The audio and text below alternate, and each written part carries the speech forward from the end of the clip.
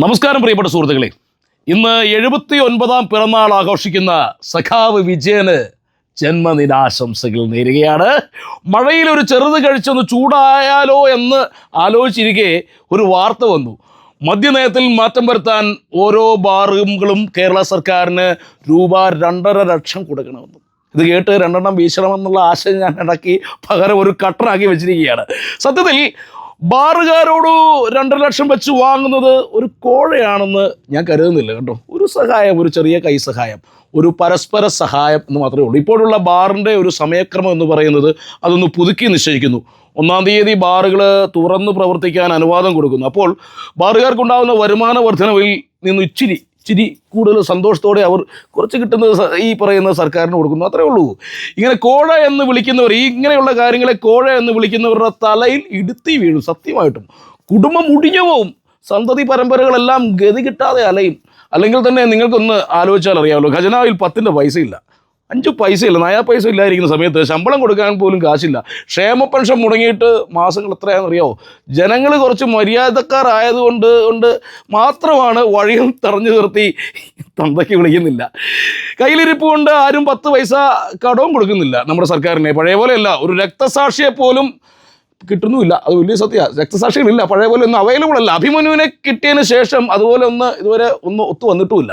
കിട്ടിയിരുന്നെങ്കിൽ ബക്കറ്റ് പിരിവ് നടത്തി ഒരു 2 മാസം അങ്ങനെ അങ്ങ് തള്ളി നീക്കായിരുന്നു. പിരിവിനായിട്ട് മന്ത്രിസഭയിലെ എല്ലാവരോടും കൂടെ ചെവിയിൽ പൂ വെച്ച് ഓടിയാലോ എന്നുവരെ ആലോചിച്ച് വരികയായിരുന്നു. അപ്പോഴാണ് നല്ലവരിൽ നല്ലവരായ കള്ള് കച്ചവടക്കാർ ബാർ 1-ന് 2.5 ലക്ഷം തരാമെന്ന് പറഞ്ഞത്.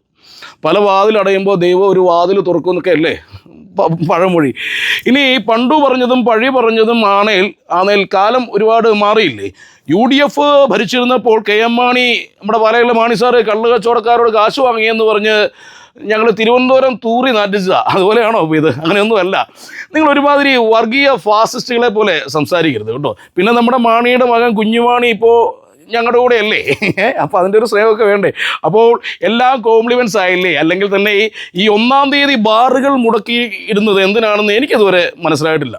അന്തവും കുന്തവും ഇല്ലാതിരുന്ന അന്തോണിച്ചൻ്റെ ഒരു തമാശ, അത്രയൊക്കെ കരുതിയാൽ മതിയെന്നേ. 1-ാം തീയതി ബാറുകൾ തുറന്നു കൊടുക്കുന്നത് തന്നെയാണ് നല്ലതെന്നാണ് എൻ്റെ ഒരു അഭിപ്രായം. 1-ാം തീയതി ആയെങ്കിലും 1-ാം തീയതിയൊക്കെ 2 അടിച്ചുകൊണ്ട് ആ മാസം തുടങ്ങുക എന്നൊക്കെ പറയുന്ന ഭയങ്കര ഒരു സുഖമുള്ള പരിപാടിയാണ്. നല്ല ഐശ്വര്യമാണ്. ആ മാസം പിന്നെ കുടി മുടങ്ങില്ല. 1-ാം തീയതി അടിച്ചു കഴിഞ്ഞാൽ പിന്നെ കുടി മുടങ്ങില്ലെന്നാണ് പറയുന്നത്. അതേപോലെ തന്നെ ഇപ്പോൾ 11 മണിക്ക് ബാറുകൾ തുറക്കുന്നത് 9 മണിക്കെങ്കിലും ആക്കണം കേട്ടോ. രാവിലെ ഇച്ചിരി നേരത്തെ ആക്കിയാൽ നല്ലതാണ്. ഇപ്പോൾ രാവിലെ ജോലിക്ക് പോകുന്നവർക്ക് ഭയങ്കര ബുദ്ധിമുട്ടാണ്. 9 മണിക്ക് തുറന്നാൽ രാവിലെ ജോലിക്ക് പോകുന്നതിന് മുമ്പ് 2 അടിച്ചിട്ട് പോവുകയും ചെയ്യാം. പ്രിയപ്പെട്ടവരെ, ഇതൊരു തൊഴിലാളി വർഗീയ സർക്കാരല്ലേ? അപ്പോൾ അതുകൊണ്ട് തൊഴിലാളികളുടെ ക്ഷേമമാണല്ലോ നമ്മുടെ ഇത് തന്നെ. അപ്പോൾ ഇതൊക്കെയാണ് ജനങ്ങളുടെ മനസ്സ് കണ്ടറിഞ്ഞ് നമ്മുടെ ജനകീയ സർക്കാർ നിലവിൽ മാറ്റം വരുത്താൻ ഉദ്ദേശിച്ചുള്ള കാര്യങ്ങൾ. ആ മാറ്റം കണ്ട് പുളകിതരായ കള്ളു മുതലാളിമാർ അവരുടെ സന്തോഷം പ്രകടിപ്പിക്കാനായി 10-15 രൂപ തരുന്നുവെങ്കിൽ അത് വേണ്ടാന്ന് വെക്കേണ്ട കാര്യമൊന്നും, അങ്ങനത്തെ ക്രൂരതയൊന്നും നമ്മുടെ സർക്കാരിനില്ല. കാരണം ഇത് നമ്മുടെ സർക്കാർ എന്ന് പറയുന്നത് ജനങ്ങളുടെ സർക്കാരല്ലേ സത്യമായിട്ടും. അപ്പോൾ എന്തൊക്കെ പറഞ്ഞാലും സത്യമേവ ജയതേ. പാവങ്ങളുടെ പടത്തലവൻ പിണറായി വിജയൻ ചേട്ടന് ആശംസകൾ, വിപ്ലവാശംസകൾ, ഒപ്പം ജന്മദിനാശംസകൾ. ചിയേഴ്സ്.